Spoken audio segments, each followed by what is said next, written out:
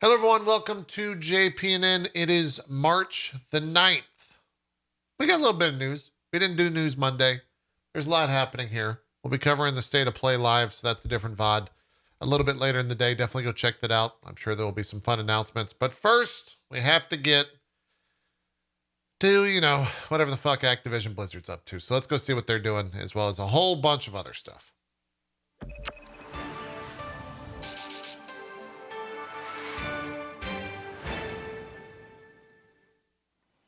Let us start with Activision Blizzard is being sued by the family of the employee who committed suicide. You might remember when all of the Activision Blizzard stuff started, what seems like 30 years ago. One of the worst aspects of that whole thing was that there was a former employee or an employee at the time who committed suicide during a company retreat. Her family is now filing a suit against the publisher, claiming that her boss had sexually harassed her and that it was a significant factor leading to her suicide. The suit also accuses the employee's boss of lying to the police investigating her death, hiding that he had a sexual relationship with her, and covering up evidence of it. As for the publisher, the family is saying that Activision Blizzard wouldn't turn over the employee's company-issued laptop to police, claimed her cell phone had been, quote, wiped, and refused to provide the boss's computer or phone either. A terrible story. I hope, that leads to good things. You can find the full story over at GameIndustry.biz if you want to know more. Absolutely insane that any of that occurred. But, there's more over at Activision Blizzard. Maybe a little bit lighter topic material, though. So, 3 American businessmen by the name of Barry Diller, David Geffen, and Alexander von Fursterberg are reportedly under investigation for insider trading, having allegedly bought a large quantity of Activision Blizzard shares just ahead of the company being acquired by Microsoft. The 3 have links to Activision Blizzard CEO Bobby Kotick.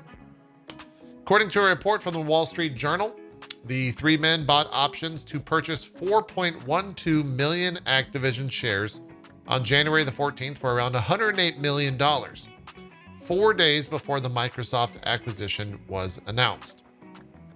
The U.S. Justice Department is looking into, quote, whether any of the options trades violated the insider trading law. Diller, one of the 3 men, told the Wall Street Journal that it was, quote, simply a lucky bet, adding that the 3 businessmen, quote, acted on no information of any kind from anyone, and that it was, quote, one of those coincidences. Yeah. Sure. Yep. GameIndustry.biz for that full story. Continuing with the news, a whole bunch of different orgs have now suspended sales in Russia in support of Ukraine.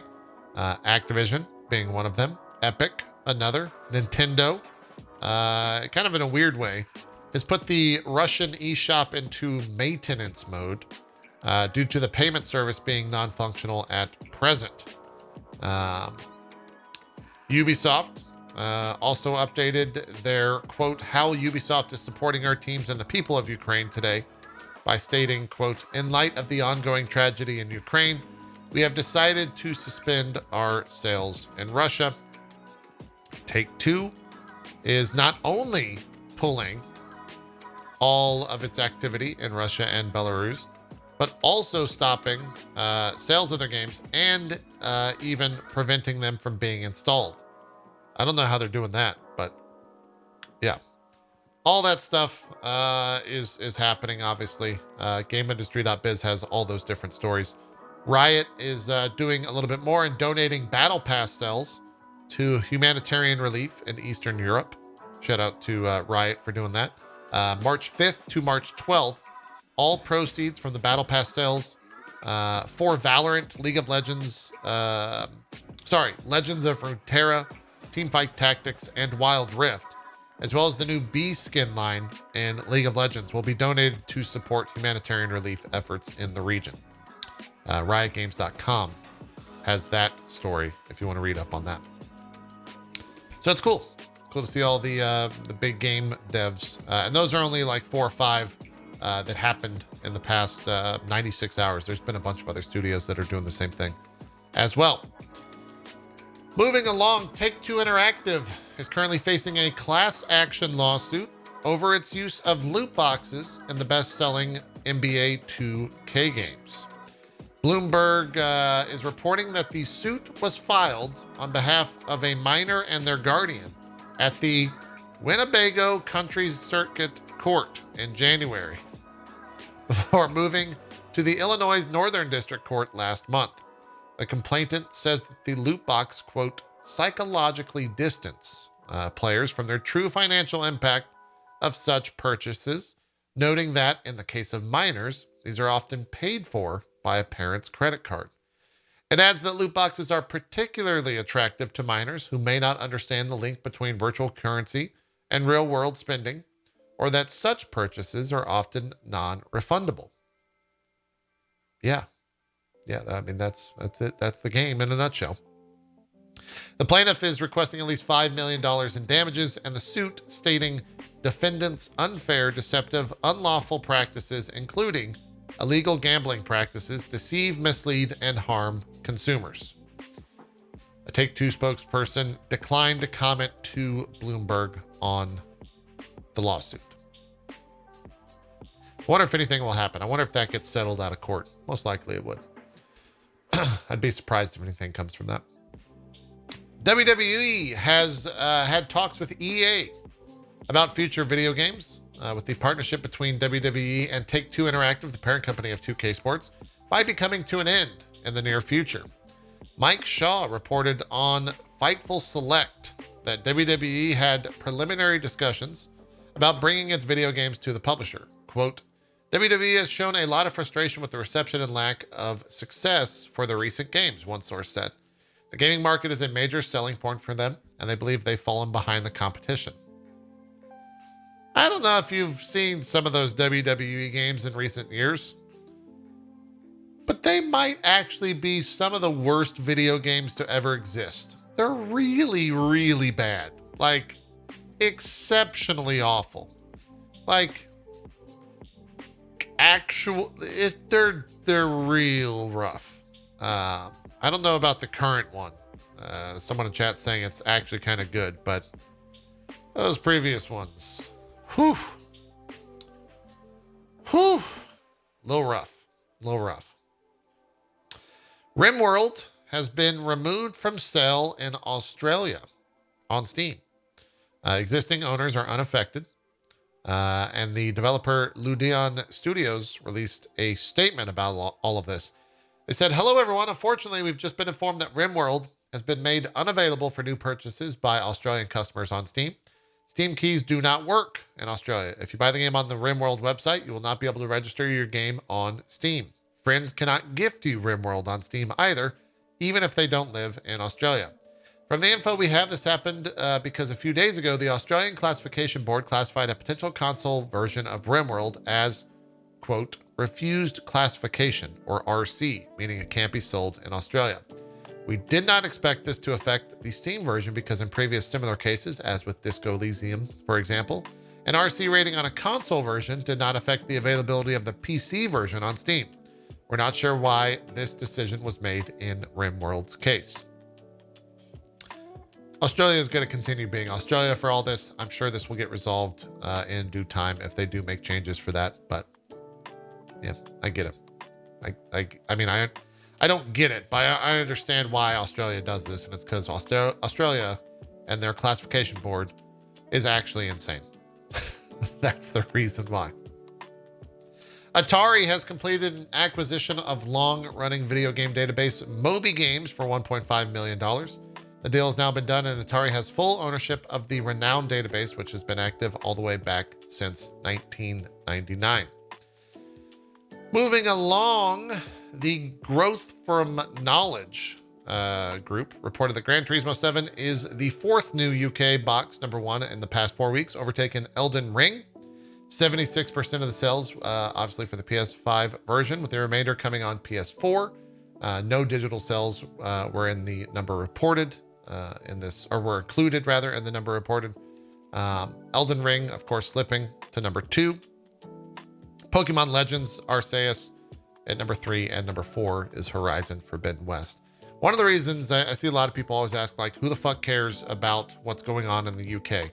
They're one of the only people that actually release sales data frequently enough on all this stuff. And so they kind of use it as I would say the internet uses it as a kind of really early signs of how well a game is selling. It's tied to the entirety of the UK market and nothing else, but generally kind of tells you what's selling well before NPD actually releases some real numbers out there for the rest of the world. Xbox is introducing a new mentoring program in order to bring more women into the game industry. The program will see women at the firm connect with aspiring talent via one-on-one coaching sessions in order to foster career development. They put out a quote and said, "It is our hope that this program generates meaningful engagements with tangible and purposeful actions to help foster career development in the game industry." This is coming from a Rare executive, Louise O'Connor, in a blog post sharing the news. You can find more information over at gameindustry.biz on that program. Speaking of other industries, Roberto Barrera has announced his appointment as Netflix's new head of gaming strategy, planning, and analysis. Previously, he was a senior director at corporate strategy over at PlayStation. In the LinkedIn post announcing his appointment, Barrera said that his hiring made, quote, "a lot of sense. Throughout my career, I've worked on projects that converge exactly on what gaming can be for Netflix," he said.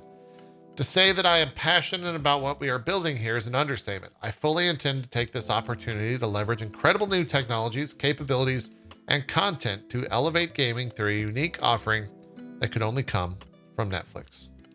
Expect to see a lot of PlayStation shit on Netflix soon, I would imagine. President and co-founder of Nintendo's Next Level Games, Douglas Tronsgaard, announced his retirement a year after the sale to Nintendo. He said, "After 20 years in the video game industry, I'm happy to announce my retirement. I want to say thank you to everyone who helped me on my journey to get here. A special thank you to Nintendo for believing in me and Next Level Games. It's truly been my honor to be a part of NLG's incredible history. I look forward to a new chapter in my life that should involve lots of traveling with my wife." Well, there you go. Hopefully you enjoy the travel. Multiplayer lead on Halo Infinite, Andrew Witz, is leaving 343 Industries.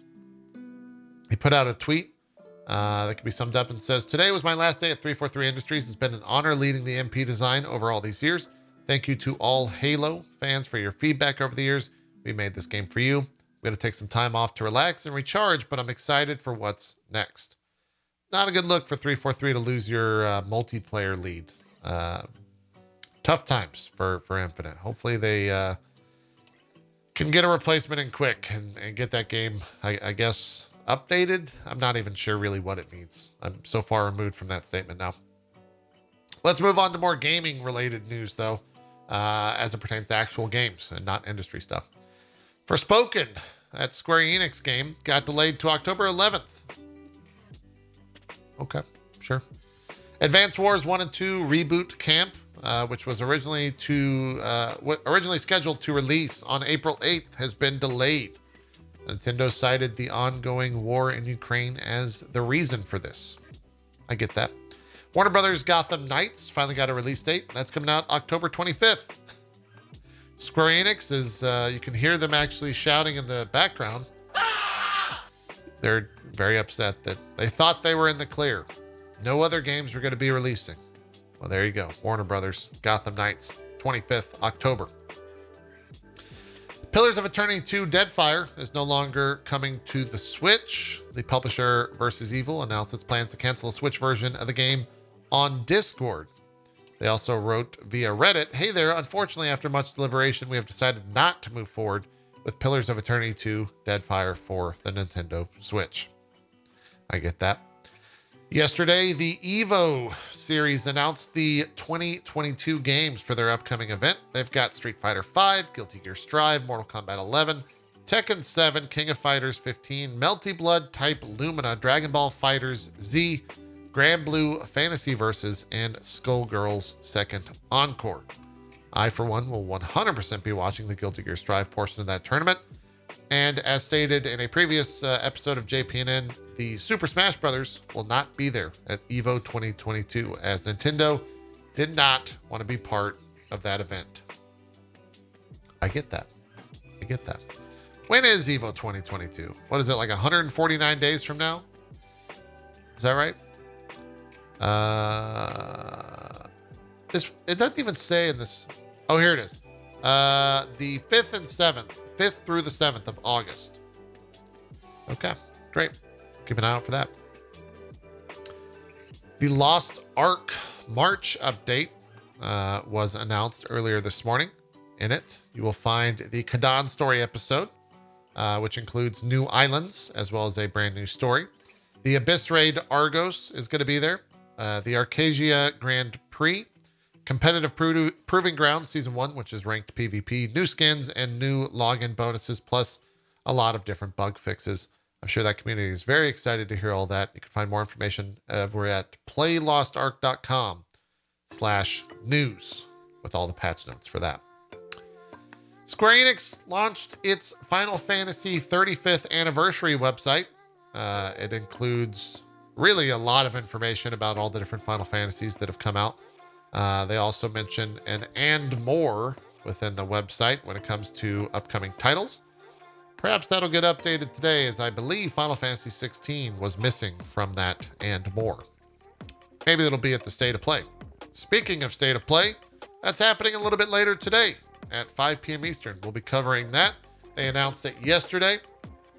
They put out a tweet saying that it'll have a, quote, "special focus on highlighting great games coming from some of our beloved Japanese publishers, that will have a few updates from other developers located around the world too." And then PlayStation EU tweeted that there will be no updates on the PlayStation VR titles or hardware in this broadcast. Really, the whole news around this is that people are still going to be upset that God of War Ragnarok, Wolverine, Spider-Man 2, and really any other PlayStation IP weren't mentioned in this State of Play. Get excited for it. People are going to be pissed.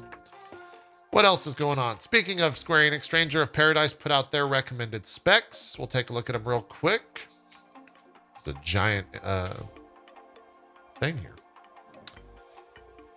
Looks like it pretty standard stuff. A lot of RAM.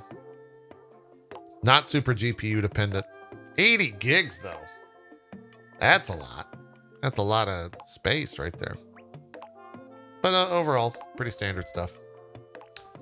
Pretty standard stuff. Makes a lot of sense. The Xbox March update was revealed. They're going to have the pin to quick resume function, remap the share button, a new audio setup, not sure what that is, and an Xbox controller device firmware, which will be available as well, including fixes and updates that deliver performance improvements for controllers. News.xbox.com for that full information.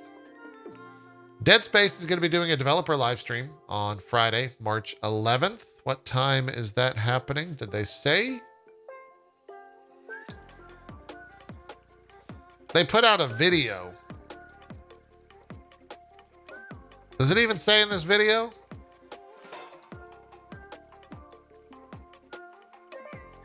I don't know what time that's happening on Friday. We'll probably take a look at that, but it's a weird thing. It's happening Friday, March 11th, sometime. I don't know when that's going to come out. There's also a Monster Hunter Rise digital event coming out. That'll be on March 15th at 7 a.m. Pacific. It'll include exciting reveals of new monsters, gameplay info, and more. Perhaps more information on the upcoming expansion for that. Moving to a little bit more random news. This one's a weird one. God of War is heading to television. Prime Video is currently in negotiations for a live-action TV series, according to sources that Deadline.com has received. The series adaptation comes from The Expanse creators and executive producers Mark Fergus and Hawk Otsby, and the Wheel of Time executive producer and showrunner Rafe Judkins, as well as Sony Pictures Television and PlayStation Productions, which collaborate on all TV series based on PlayStation games. Reps for Sony and Amazon Studios, which will likely co-produce, had no comment. I don't know if God of War needs a live action series. That one's weird. That one's real weird. We were talking about it in stream, like who even plays Kratos in that? The best we could come up with is Gerard Butler. Could work. We'll see. Last Friday, really, to be precise, Coca-Cola announced that Bobby Kotick will not be seeking re-election to its board of directors and cites that the decision is due to him focusing on the Microsoft acquisition of Activision Blizzard. Kotick put out a quote and said, "I have decided not to stand for re-election to the Coca-Cola Company board in order to focus my full attention on Activision Blizzard at this pivotal time as we prepare for our merger with Microsoft. It has been a pleasure and a privilege to serve on the Coca-Cola board for the past 10 years. They totally said, get the fuck out of here. That's why that happened. 100%. The Gizmodo Media Group, and a little bit of good news here. The Gizmodo Media Group Union, aka GMG Union, reached an agreement with G/O Media after 4 days of being on strike. They announced on Sunday that it reached the deal, pending a ratification vote by its members. The group won higher minimum salary for all positions, $62,000 now being the lowest tier for that, up from $55,000 previously. Staff will get a guaranteed 3% annual raise. There's 15 weeks of parental leave and a 12-week minimum severance. It also won, quote, guarantees against forced relocation for current remote staff. All in all, very good thing. Very good thing for them. And a huge congrats to the GMG Union for all of that. Valve sent out the second batch of Steam Deck emails to Q1 reservation holders in the queue. They also said that they're working hard to increase the Steam Deck production numbers for this year.